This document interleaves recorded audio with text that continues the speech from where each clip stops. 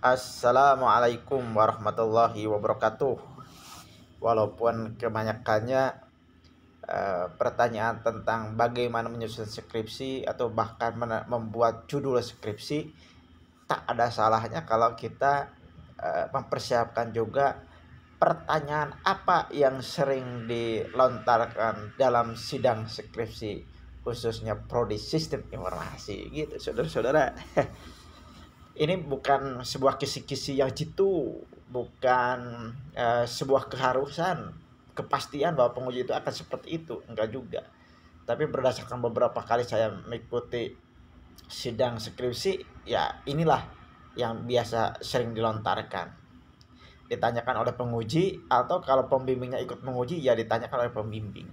Pertama, ini yang belum tahu bisa diakses di katabah.com, atau saya tuliskan linknya di bawah video ini ya. Apa masalah yang membuat Anda mengambil judul skripsi ini? Nah, ini yang biasanya alot bahkan di pengajuan proposal, penentuan judul itu biasanya, apa sih masalah yang membuat Anda tertarik membuat sebuah skripsi seperti ini atau dengan judul ini? Nah, apalagi kalau yang dosen yang sangat hati-hati, ekstra hati-hati, itu biasanya dari latar belakang juga nggak beres-beres itu. Tapi sebagian dosen enggak juga, karena latar belakang itu ada di poin-poin masalahnya, ada di identifikasi masalah. Jadi nyambung dengan identifikasi masalah. Kalau kita sudah bisa membuat identifikasi masalah, masa nggak bisa menceritakan di latar belakangnya? Nah, paling ada masalahnya, apakah masalah itu cocok dengan minat pembimbing. Nah, ada pembimbing yang menginginkan minatnya dieksekusi oleh mahasiswa dijadikan skripsi, ada. Tapi kalau tidak meminta mahasiswa, biasanya mahasiswa menentukan sendiri. Paling di latar belakang itu, kalau kita berhasil mendeskripsikan masalah di lapangan, itu kelemahannya satu, tidak jelas. Di lapangan itu apakah contohnya kita ingin membuat web. Nah, di lapangan itu apakah membutuhkan web atau tidak? Nah, itu kenapa sih membutuhkan web? Contohnya belum ada web.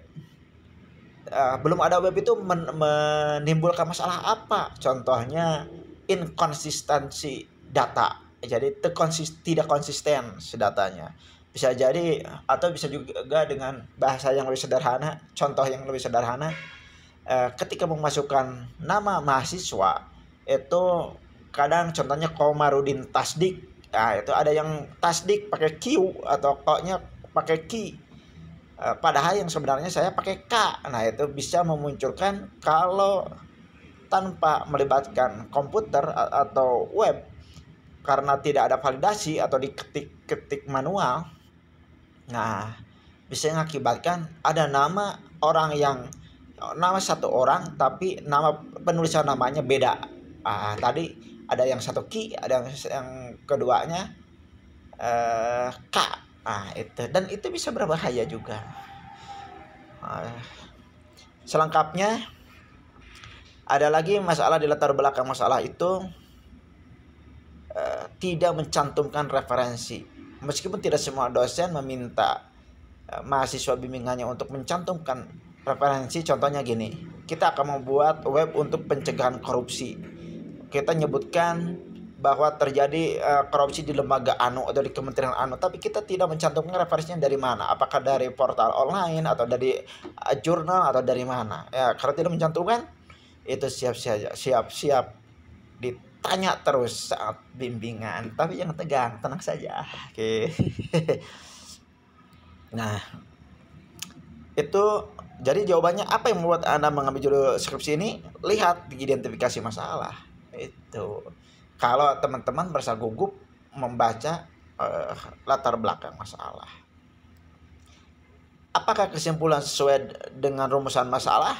Nah, ini ketika ada mahasiswa yang terlalu asik dengan menulis tapi tidak melihat panduan penulisan skripsi dari kampus masing-masing, biasanya kesimpulan kemana gitu, rumusan kemana gitu. Bahkan rumusan, tujuan masalah, di bab 1 dengan kesimpulan di akhir itu berbeda gitu.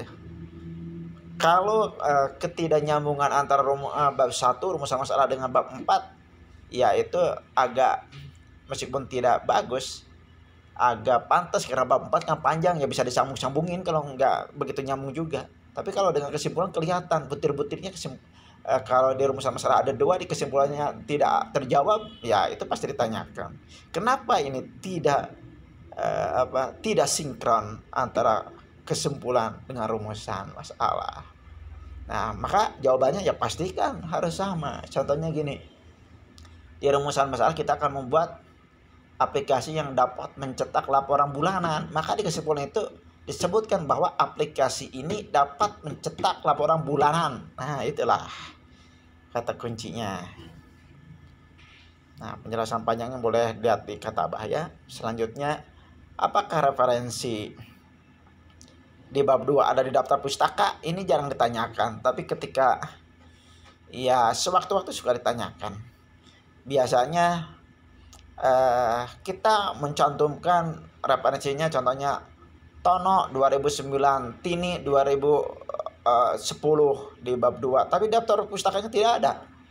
Atau di daftar pustakanya ada nama Tono, ada Tini, tetapi di daftar di bab 2-nya tidak ada. Bahkan di bab-bab yang lainnya yang ada kutipannya tidak ada. Itu karena kita membuat skripsinya, mengetik skripsinya dengan manual, tidak menggunakan daftar pustaka yang otomatis. Nah, salah satu solusinya pakai ada apa di Microsoft Word. Tulisannya apa gitu, pilihan stylenya itu. Nanti kita kalau yang kesulitan atau cara membuat referensi otomatis di Microsoft Word, bisa lah begitu dicari. Oke. Jadi semua kutipan kita, ya baik di bab 1, bab 2, bab 3, kalau ada di bab 4 juga harus dicantumkan di daftar pustaka.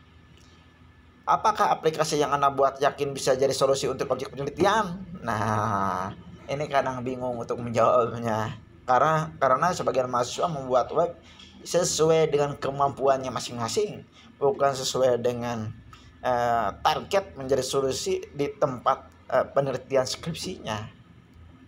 Ya, walaupun tidak memberikan solusi yang sangat besar, setidaknya kita harus memberikan poin-poin walaupun kecil, poin-poin tertentu yang menunjukkan bahwa skripsi ini ada manfaatnya walaupun kecil untuk tempat penelitian kita. Contohnya yang tadi, awalnya cetak laporan, tidak ada cetak laporan bulanan. Nah, sekarang ada.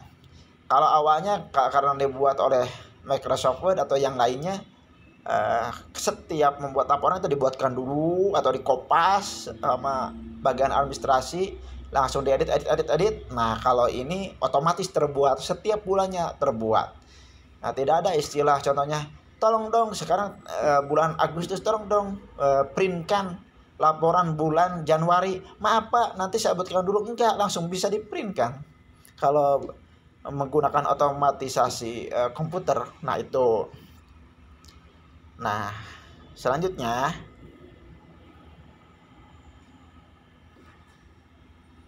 jadi sekecil apapun jawab ya, bisa memberikan solusi ini. Nah, gitu ya. Selanjutnya, coba jelaskan use case diagram, activity diagram, sequence diagram. Nah, yang poin penting dari sini biasanya selain rambu-rambu, simbol-simbol yang harus dipatuhi sesuai referensi, yang lebih penting lagi kalau menurut saya itu mahasiswa harus tahu alur datanya itu seperti apa sih. Aktivitas dari 1, 2, 3 itu harus jelas. Jadi si user itu melakukan apa dengan sistem itu. Contohnya kalau ATM, user ngambil uang ke ATM, ATM mengeluarkan uang. Nah, itu jelas itu. Meskipun ada contohnya nanti ada simbol-simbol yang terlewat atau proses-proses yang terlewat, tapi proses dari input sampai output itu jelas. Mungkin ada revisi, tapi tidak terlalu buruk daripada kita membuat activity diagram atau sequence diagram, wah ngejelimet, tapi kita tidak bisa menjelaskannya. Apaan itu gambar itu yang ngejelimet? Lebih baik sederhana tapi kita bisa menjelaskannya. Paling nanti ada yang kurang, tambahkan, direvisi setelah lulus sidang gitu. Terakhir, kata penguji itu jalankan aplikasinya. Nah ini untuk mahasiswa yang tidak terlalu mahir atau jarang ngoding itu biasanya agak gugup nih.